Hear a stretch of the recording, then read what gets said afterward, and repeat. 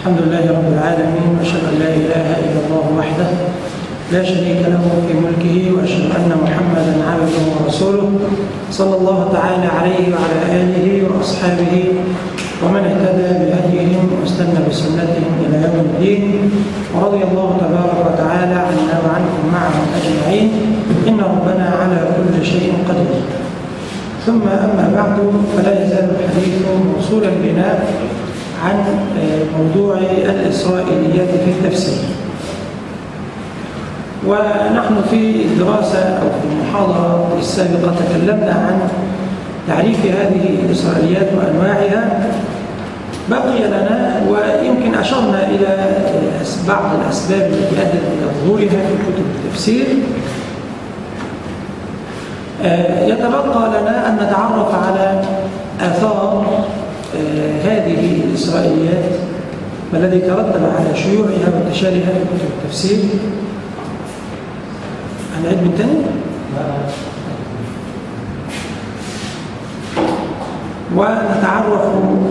ونتعرف أيضا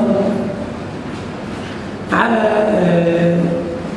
صورة الإسرائيليات في كتب التفسير، المقل منها والمكثر، أو أقسام كتب التفسير بحسب اهتمامها بالإسرائيليات أو موقفها منها.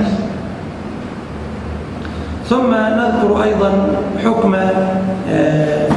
هذه الإسرائيليات وحكم تناولها، وبعض المسائل بقى المتعلقة بصلب الدراسة اللي هي مناهج المفسرين. احنا قلنا في 10 أنواع من أنواع الإسرائيليات، وقلنا يقف وراء شروع هذه الأشياء في التفسير أسباب كثيرة، منها التشويق ومنها التوضيح المبهم.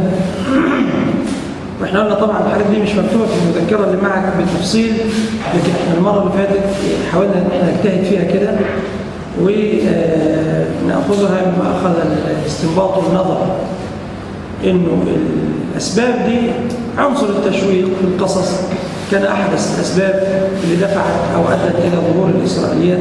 عدم وجود النص المرفوع في القصة اللي فيها إسرائيليات أو المسألة اللي فيها إسرائيليات. أيضا من هذه الأسباب الجمع بين ما ورد في القرآن الكريم وفي الكتب السابقة. واحد كده في الدعوة فعايز إيه؟ يعني يظهر إنه القرآن الكريم والكتب السابقة هذه تخرج من مشكاة واحدة، وإنه القرآن الكريم أكد على ما صح منها، فيجي يجيب بقى من الكتب الإسرائيلية أو من كتب أهل الكتاب ما يوافقه إيه؟ ما يوافقه كتابنا، جمعا بين الكتب وإلزاما للمعاند بالحجة. ومن أسباب ذلك أيضا توضيح مبهم، حاجة مش معروفة، الشجرة بقى بتاعت آدم والمبهمات الكثيرة اللي في القرآن، كلب أهل الكهف، نملة سليمان، هدهد سليمان، عفريت سليمان، مش كل الكلام المبهم ده أيضا ده كان أحد الأسباب اللي أدت إلى ظهور إلى ظهور الإسرائيليات. أيضا من الأسباب اللي أدت إلى ظهورها عدم وجود النكير الشديد على متناولي الإسرائيليات في هذا العصر، في عصور النبي. ما كانش في حد بينكر، ربما لكثرة العلم ووفرته هم كانوا عارفين الحاجات دي موقفها إيه، وربما لأنه يعني الدنيا كانت متفرقة والبلد متسعة، فإذا أنكر على من يتناول الإسرائيليات بالرواية في بلد ينكر عليه في البلد الآخر. على كل هذه أظهر الأسباب اللي أدت إلى انتشار الإسرائيليات وتدوينها في كتب التفسير. وفي كتب التفسير ونحن ننظر إليها ينبغي أن نعلم أن أكثر من تروى عنهم الإسرائيليات هم من طبقة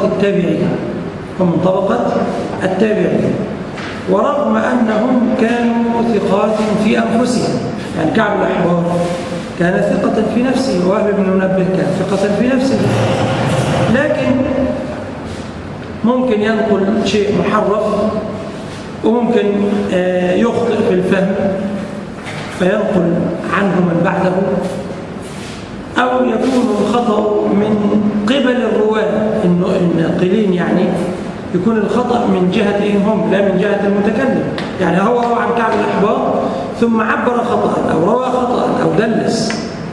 تمام؟ طيب.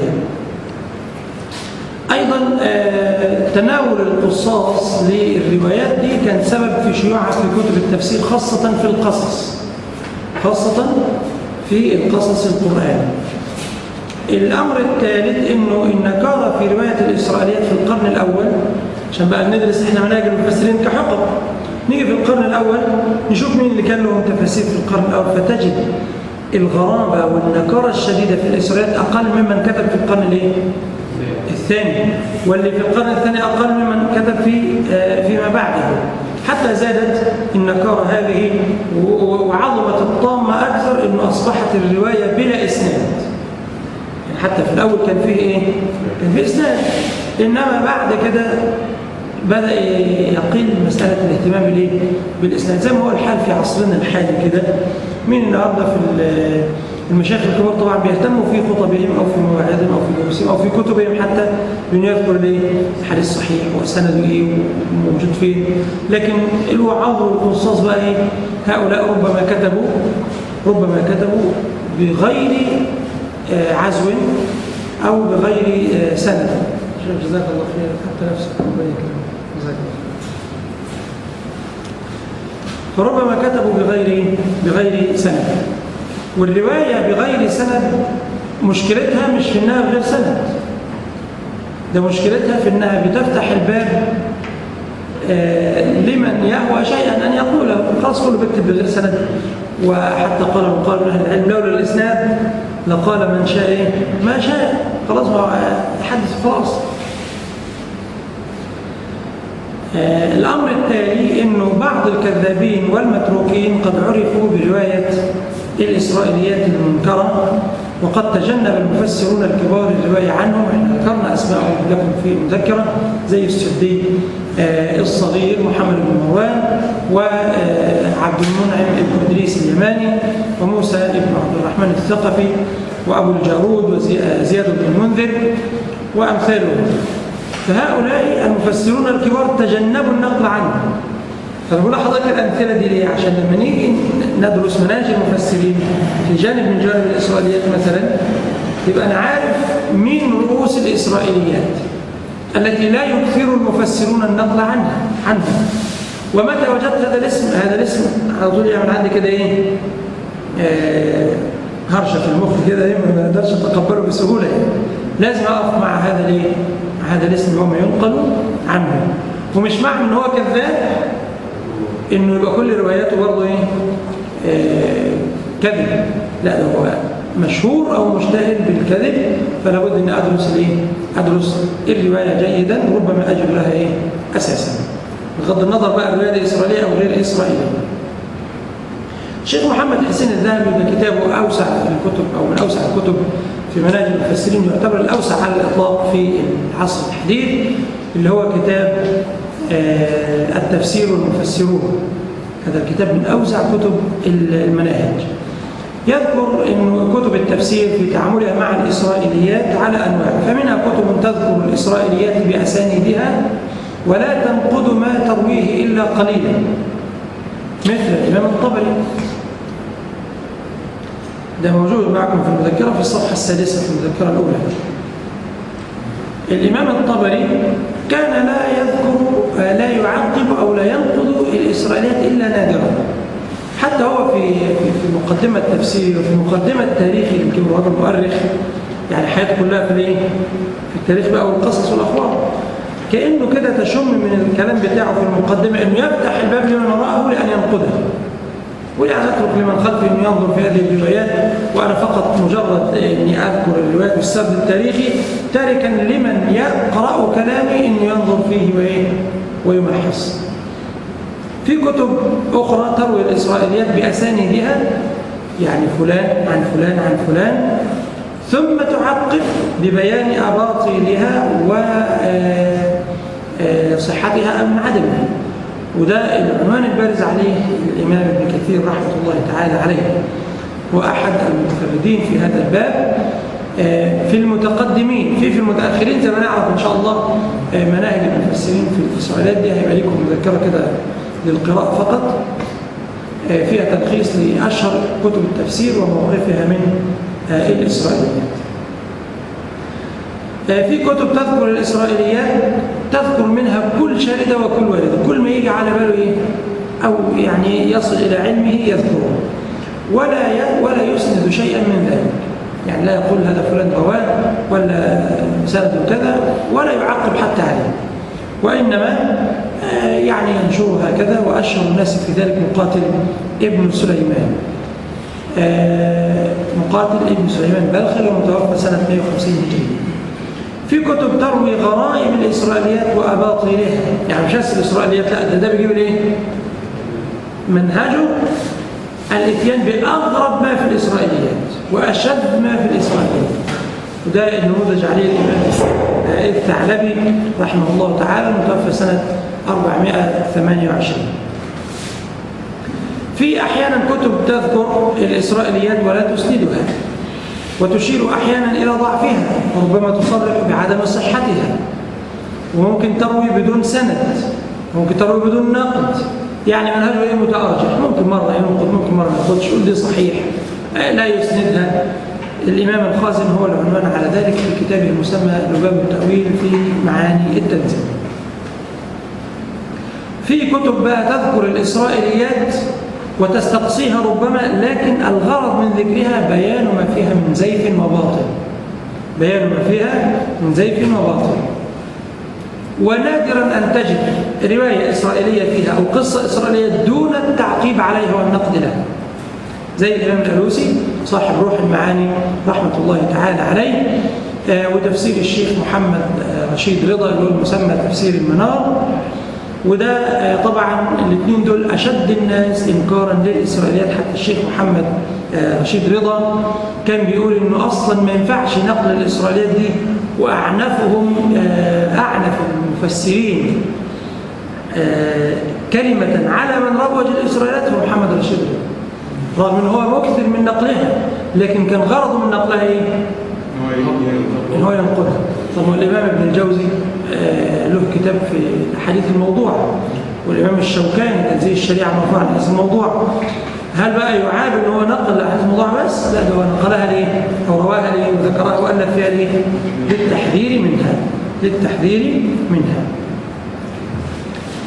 اذا يستخلص من هذا التقويم او البلوره اللي عملها الامام الذهبي رحمه الله عليه ان التفاسير المتاخره زمنا انقى من التفاسير المتقدمه من حيث الاخذ والتعويل على الإسرائيليات. وده برضه له أسباب أو له عوامله، إنه الإمكانات كانت أكثر من الإمكانات في عصر مين؟ في عصر السابقين، وربما لما اتسعت البلاد وصل هذا إلى علوم لم يصل إليها السابقين. تمام؟ أيضا من أسباب ذلك إنهم اعتمدوا منهج النقد، اعتمدوا منهج النقد، ولم يكن الأولون يؤكدون أو يركزون على منهج النقد إلا نادرا.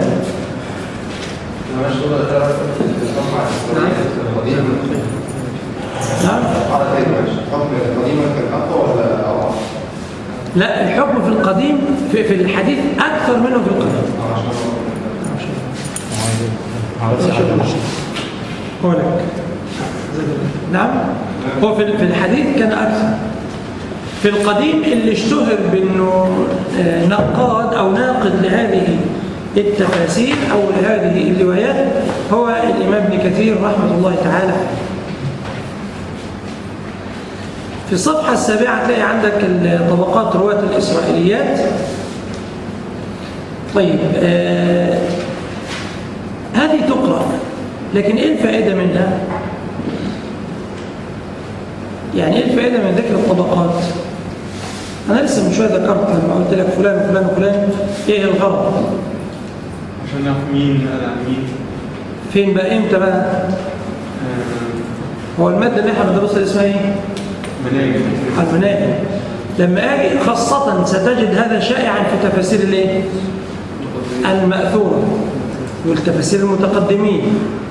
طيب، أنا دراستي لهذه الأشياء كمنهج، عايز كده انتوا حضراتكم تقولوا لي كده صور الدراسه تكون ازاي؟ يعني انا عايز ادرس الاسرائيليات دلوقتي في مناهج المفسرين، ادرسها ازاي؟ من حيث بقى بيذكرها. ايوه، من حيث ايه بقى؟ ممكن نعدد كذا حاجه كده. واللي هنقوله ده تكتبوه ان شاء الله عشان ايه يبقى في بحث بعد كده يبقى هو ده المطلوب. هو يعني بيفسر بيذكرها دون نقد ولا بيذكرها؟ طب انا لو هقول دلوقتي جميل، ده داخل الدراسه، لكن دلوقتي عايز يا جماعه نقترح 3 بحوث او 4 بحوث او 5 لدراسه الاسرائيليات في التفسير. هندرسها كيف؟ في دراسه نظريه دي مش بتاعتنا، لان مش هنجيب في حاجه جديده. نجيب في حاجه جديده بس في التفاسير الجديده، لكن لن ناتي بجديد في القواعد اللي وضع كله هينقل عن مين؟ عمن سبق. يبقى الدراسه النظريه احنا عرفناها بفضل الله تعالى. الدراسه التطبيقيه ايه اللي ممكن نبحثه في الدراسه التطبيقيه في مناهج المفسرين. طب اقرب لك المساله. انا عندي دلوقتي الطبري وعندي ابن كثير وعندي الخازن وعندي الالوسي وعندي التحرير والتنوير مثلا، دي 5 تفاسير. عايز ادرس الاسرائيليات في هذه التفاسير. ايه صور الدراسه اللي ممكن تكون؟ ما هي مناهج ايه؟ هعمل ايه؟ هشوف مين التبع مثلا سؤال اللي هو الاسناد مثلا في رواية الاسرائيليات او عامة. يعني هل هتضع القواعد اولا ولا الاشخاص؟ صورتين صحيحتين. ممكن اقول مثلا الروايات الاسرائيليه في كتب التفسير روايه. تاني، الروايات الإسرائيلية في كتب التفسير رواية، وتحدد مجال عشان ما يستحيل ان انت تستقصي كل كتب التفسير. تمام؟ ولازم برضو تقول لي هتاخد الموضوع ده دراسة مستقصية ولا دراسة كده دراسة يعني عامة يعني. مستقصية يبقى تجيب 2 3. الروايات الإسرائيلية في تفسير الإمام الطبري رواية. يبقى أنت شغلك ملوش دعوه بالنقد، أنت بتنقد الرواية بس. هتجمع بقى تروح تمسك تفسير الطبري أول آخره وتجيب بقى الروايات الإسرائيلية وتشوف الرواية بتاعتها صحيحة ولا ضعيفة، ويبقى شغلك شغل إيه؟ تحقيق. واضح؟ قلت إيه؟ مقصود الروايات ده في السنة بتاعتها. أيوه. تفسير الإمام الطبري تفسير مأثور، فأنا هجيب الروايات الإسرائيلية فيه، وده طبعا ده عمل لا يقوم به واحد. إنما ناخذ الروايات الإسرائيلية في تفسير سورة الفاتحة، وحضرتك تاخذ الروايات الإسرائيلية في تفسير الجزء الأول من سورة البقرة، وواحد تاني ياخذ الروايات الإسرائيلية في تفسير سورة مش عارف الجزء الثاني، وهكذا. لكن بقول لك صورة البحث كيف تكون، وامسك بقى اطلع. هيبقى الدراسه بتاعتي اول حاجه استقصاء، قاعد بس بطلع الروايات الاسرائيليه في تفسير الايه؟ الطبري. بطلعها سوره الفاتحه، بقره، انعام، وانا ماشي كده لغايه ما اخلص. وبعدين امسكها بقى ايه؟ من حيث الاسناد، مين الرواه ومن اي طبقه. نعم. انا عارف منين ابتداء ان هي اسرائيليات ولا مستقصيه؟ تعرف يعني مثلا ذكر عن فلان عن مثلا ذكر قصه، عارف منين؟ جميل. الإسرائيليات هتعرفها ازاي؟ في المذكرة اللي معاك دي مكتوب كده ايه؟ في الصفحة الثالثة، في الصفحة الرابعة، خصائص الإسرائيليات وكيف تعرف. ماشي؟ هتلاقي بقى احنا قلنا ان الإسرائيليات أخبار بني إسرائيل، مش الدخيل، مش الدخيل، ده أخبار بني إسرائيل. هتلاقي بقى الحاجات المخالفة للمعنى، هتلاقي الحاجات اللي فيها غرابة ونكارة، هتجدها شائعة كثيرا في القصص. تمام؟ هتجد فيها خرافات وأساطير مخالفة لسنن الله عز وجل في الكون.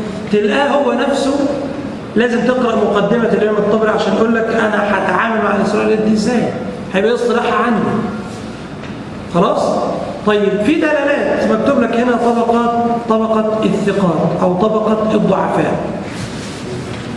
شوف كده المذكرة معلش بتاعت المرة اللي فاتت صفحة 7 مكتوب الطبقة الأولى طبقة الثقات الذين يروون عن الثقات بإسناد صحيح إلى من عرف بالقراءة من كتب أهل الكتاب من الصحابة والتابعين، وهؤلاء مقلون من رواية الإسرائيليات ويروون الإسرائيليات كما يروون سائر مسائل التفسير. ومن هؤلاء فلان وفلان وفلان وفلان وفلان. أنت هتيجي بأي محرك بحث مكتبة الشمل مثلا وتقوم باحث عن اسم من أسماء هؤلاء في تفسير الإيه؟ هتعمل مجال بحث لما نجيب إن شاء الله المكتبة الشاملة ونعمل يعني دراسة عملية كده وتبحث عن فلان ده معروف إنه لا يروي إلا عن الثقات، فهتلاقي أخباره هيطلع لك مثلا 30-40 نتيجة 50 أيا ما يكون، تمسك بقى الروايات بتاعته وتصفي منها الروايات اللي تتعلق بأخبار بني إسرائيل. الرواة غير المتثبتين اللي هم غير الثقات برضه هتكتب السدي الصغير أو السدي أو محمد بن مروان أو الكلبي، أو تكتب عطاء الخراساني، يروح مطلع لك كل الروايات اللي عن مين؟ اللي عن عطاء الخراساني. فتقدر تعرف من هذا الباب ايه هي الروايات الإسرائيلية أو الضعيفة في الأخبار اللي نقلها الإمام الطبري، وتبدأ تمسك رواية وتمشي وراها إسنادا وتحقق. دي صورة من صور دراسة مناهج المفسرين أو الإسرائيليات في مناهج المفسرين. من الصور الأخرى صورة المقارنة بين الطبري وابن كثير، منهج غير نقدي ومنهج نقدي، أو بين منهج مقل ومنهج مكثر، أو بين منهج مقل ومنهج مقل، وبين منهج مكثر ومنهج مكثر، وبين نقدي وبين نقد. تشوف نقد الإمام ابن كثير ونقد الإمام الألوسي. الإمام ابن كثير متقدم والإمام الألوسي متأخر. إيه أداة النقد هنا وهنا؟ وده برضه ممكن يبقى استقصاء وممكن يبقى نماذج. أجيب 10 نماذج وأشوف الدراسة من خلالهم، وممكن آخذ استقصاء من أول الكتاب لآخره، ويبقى ده طبعا موزع على مجموعة من الباحثين.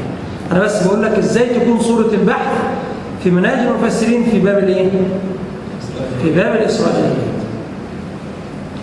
الصورة الثالثة الروايات الإسرائيلية في تفسير قصة آدم في تفسير الطبري. يبقى أنت حصرت مجالك بس في قصة مين؟ آدم. الروايات الإسرائيلية أو الأقوال الإسرائيلية في قصة سليمان كما نقلها الإمام ابن كثير، وتجيب الروايات دي. خلي بالك عنوانك بتحاسب عليه في البحث. أنت بتقول الروايات والأقوال الإسرائيلية في قصة سليمان في تفسير ابن كثير دراسة ونقدا.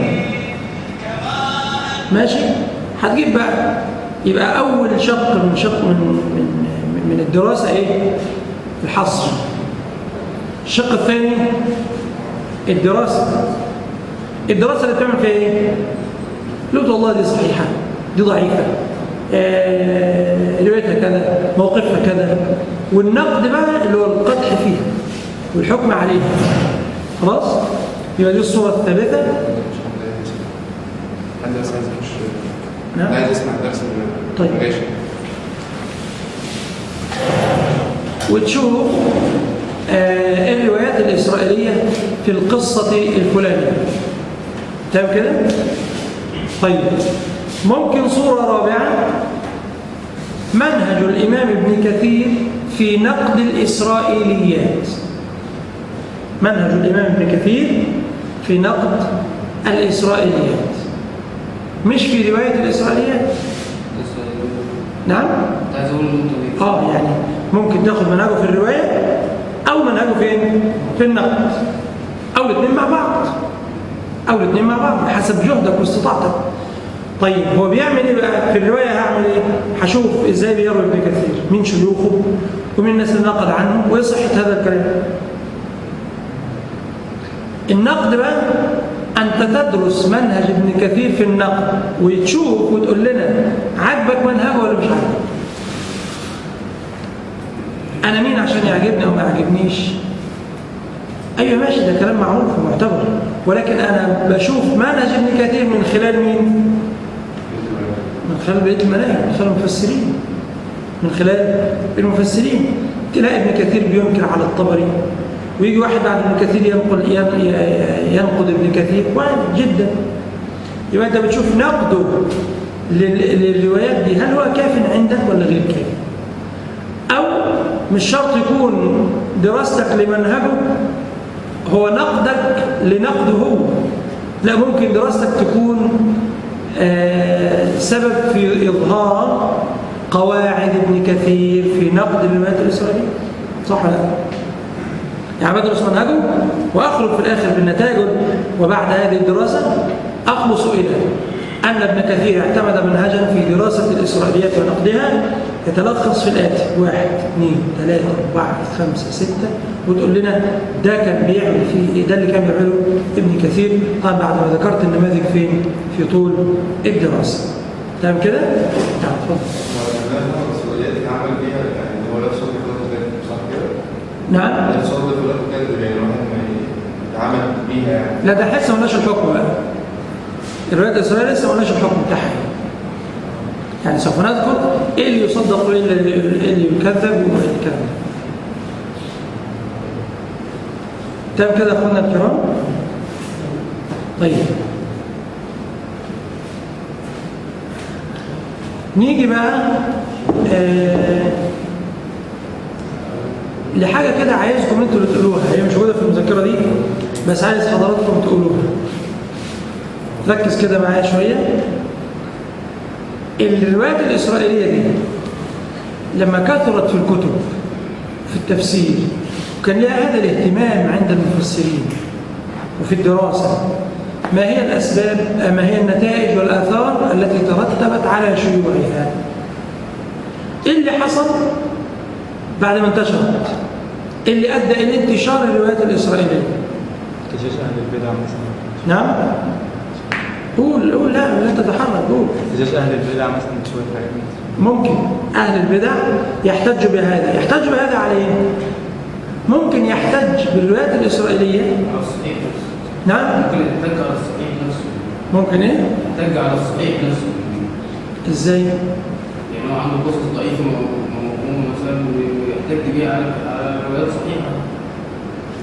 على إنه نقلت يعني وكثرت رواياتها، ممكن يحتج بها وخلاص. المسألة عنده مسألة الإيه؟ مسألة الهوى، فربما أخذ من ذلك بابا أو مدخلا لأنه يروج لبدعته أو يروج لقوله، حتى مش شرط تكون بدعة، قول يخالف ظاهر الكتاب. وربما وقع في هذا ليس أهل البدع وإنما الفضلاء، ربما وقع في ذلك أهل الفضل. فيبقى أول أثر من آثار ونتائج زيادة أو كثرة الإسرائيليات في كتب التفسير، اكتبوا هذا الكلام لأنه ده مش موجود في المذكرة.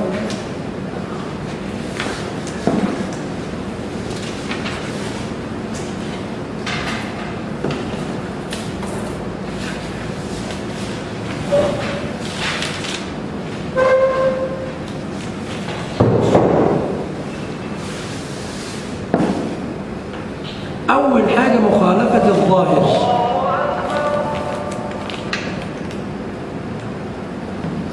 مخالفة الظاهر. ممكن المفسر أو الراوي أو الواعظ يتأثر بالرواية الإسرائيلية فيبقى له منها موقفين عكسيين. الموقف الأول إنه يوجه الآية على وفاق الرأي الإسرائيلي أو الرواية الإسرائيلية، ولو كان مخالفا لظاهر القرآن الكريم، أو يحمل الآية على غير الظاهر لئلا توافق الرأي الإسرائيلي. حاول تاني.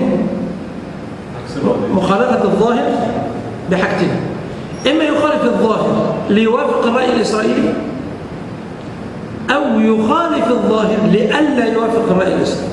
وحول لك مثلين يتضح بهم الكلام. في قول الله عز وجل: ولا تأكلا من هذه الشجرة، أو فأكلا منها. سعيد بن المسيب رحمه الله تعالى في قصة آدم قال وهو يحلف بالله. بسم الله الحمد لله والصلاة والسلام على رسول الله صلى الله تعالى عليه وعلى آله وصحبه ومن اهتدى بهداه أما بعد.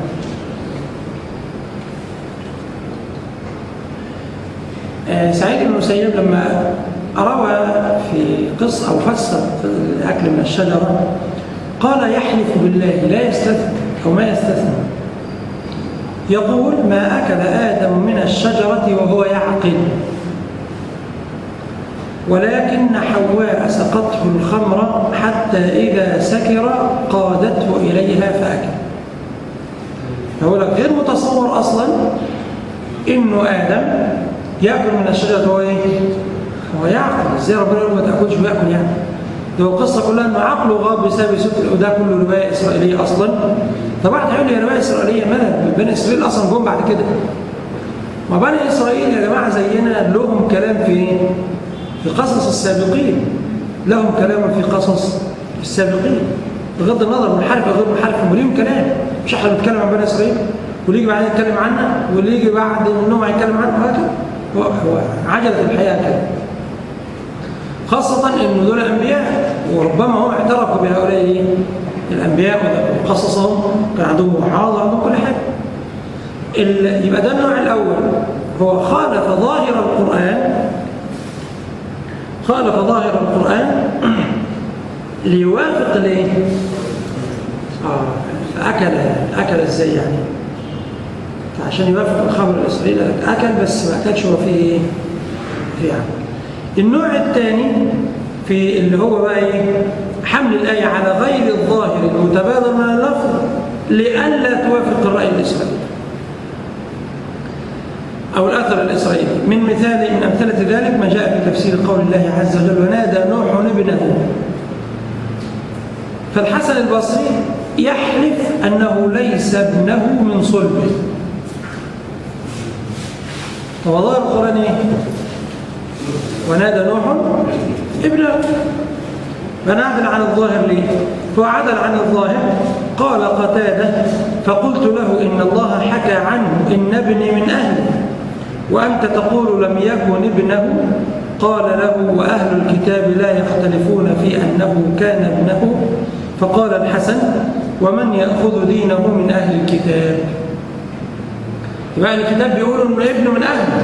قتادة بيقول له يعني بيقول له ده ابنه من أهله، هو قال وأهل الكتاب بيقولوا كمان كده. قال له هناخد كلام الدين من أهل الكتاب؟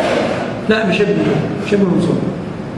وقال كلاما يخالف ظاهر القرآن لينفي موافقة القرآن للرأي الإسرائيلي.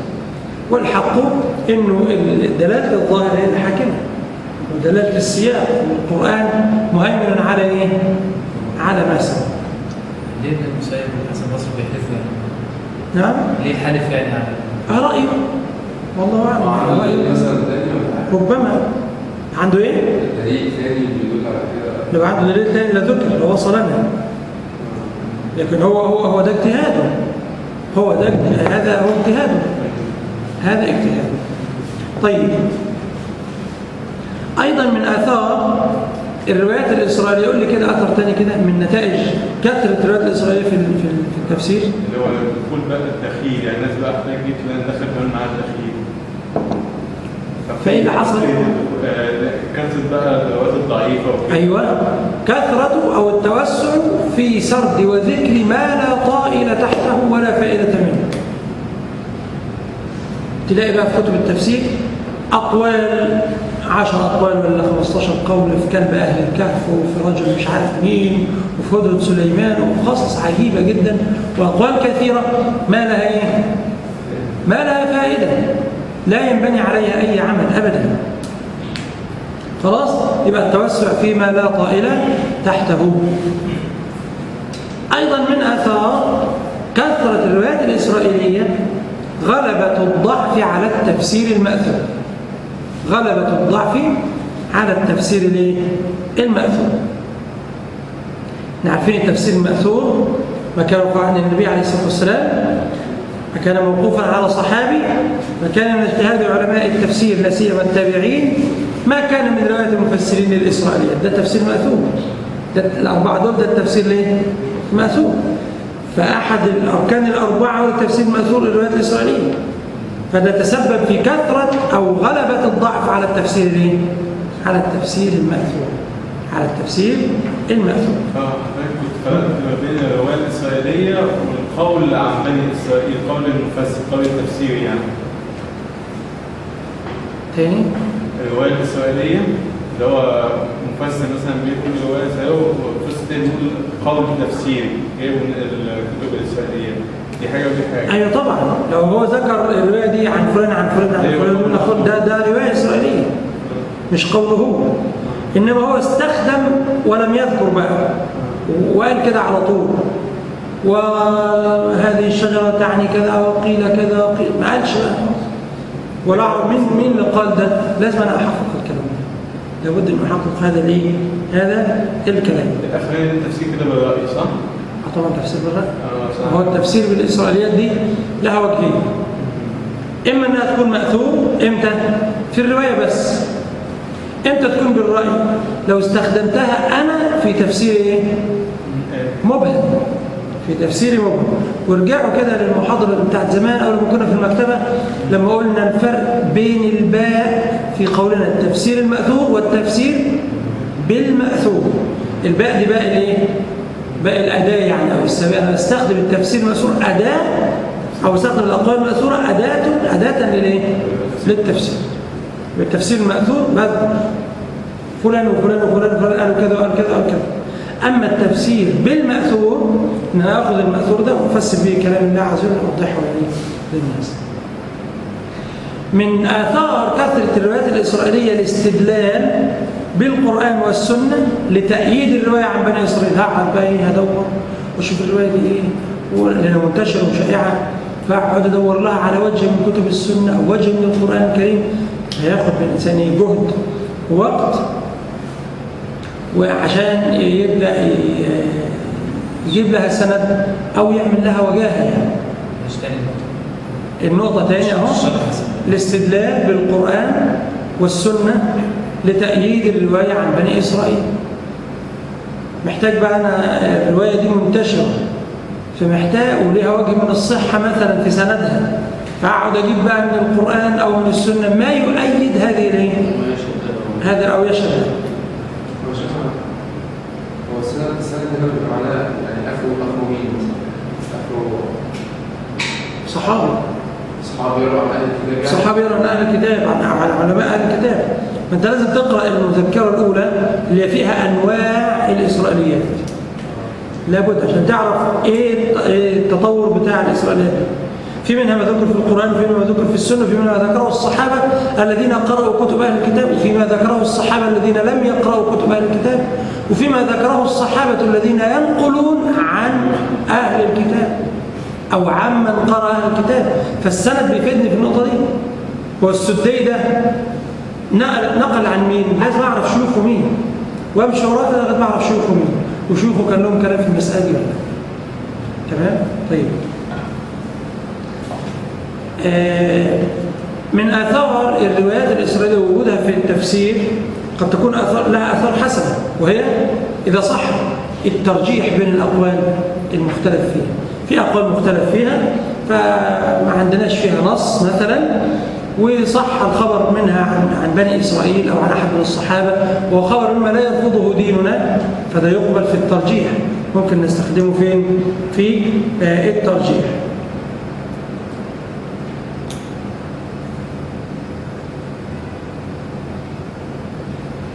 لأنه قتادة لما رد على الحسن البصري قال له إيه؟ لما قال له ده مش ابنه، قال له ده هو بيقول رب إن ابني من أهلي وأهل الكتاب يقولون إنه كان ابنه من صلبه، فاحتج وقت عشان يرجح قول أو يدفع قول الحسن البصري بأهل الكتاب، وجاب ما يؤيده منين؟ من القرآن أن ابني من أهلي.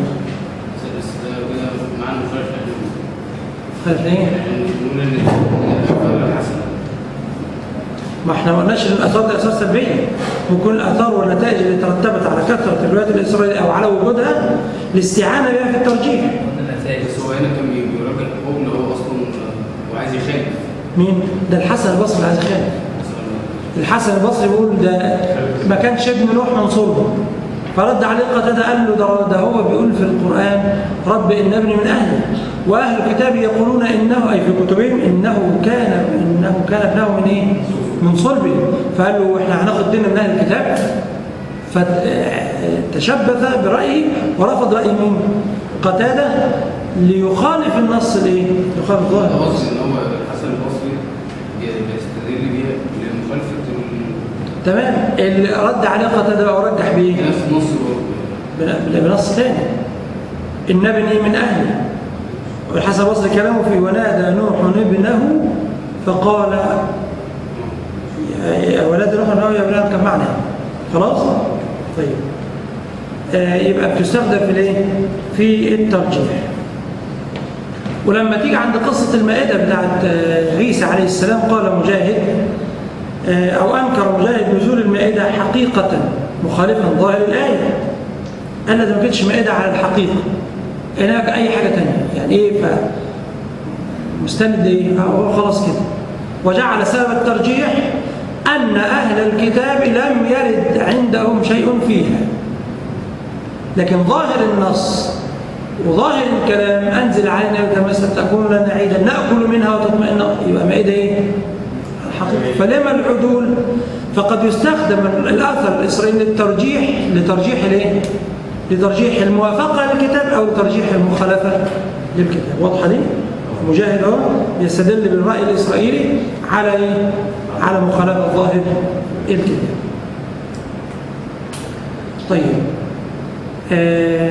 بسم الله.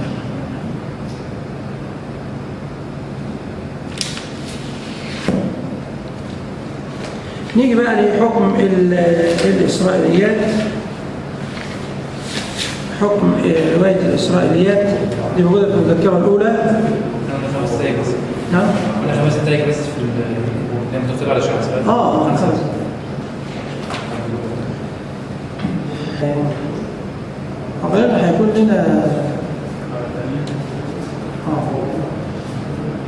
غالبا هيكون لنا محاضرة ثانية في الإسرائيليات، فخلوا الحكم إلى المرة القادمة. وبس هقول لكم حاجة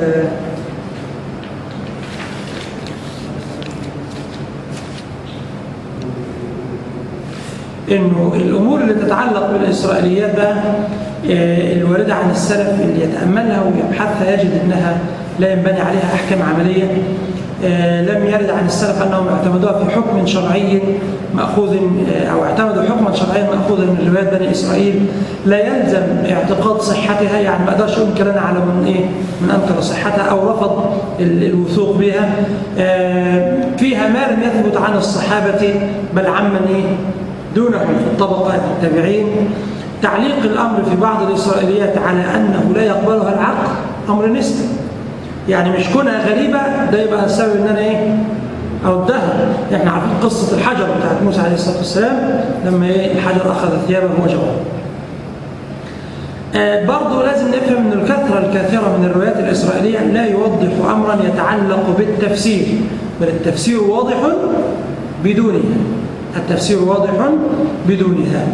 وهذه بس مجرد استطراد أو توسيع للمعنى وبيان لبعض المبهمات، لكن التفسير بدونها واضح. فيمكن أبدا أن نتصور أنه يعوز الله تبارك وتعالى القرآن الكريم إلى تفسير سابق عليه أبدا، إلا ما صح به الخبر عن النبي عليه الصلاة والسلام عن صحابته الكرام. وده يبقى زي ما قلنا مش أصل في ليس أصلا في التفسير. وهذه الإسرائيليات من قبيل التفسير بالرأي. هيتبقى لنا بقى حكم الإسرائيليات. وهل الإذن عن النبي عليه الصلاة والسلام بالتحديث عنهم يعني يناقض ما جاء من بالتحذير ولا ايه الموضوع؟ والمفسرين واحد زي ابن عباس كان بيقول ما تنقلوش عن بني إسرائيل وهو نقل عنهم. فايه القصه دي؟ ان شاء الله ده باذن الله تعالى في الدرس الاتي. اسال الله الكريم رب العرش العظيم ان يعلمنا ويكون ينفعنا وان ينفعنا بما علمنا انه هو الرحيم. قل قولي هذا استغفر الله.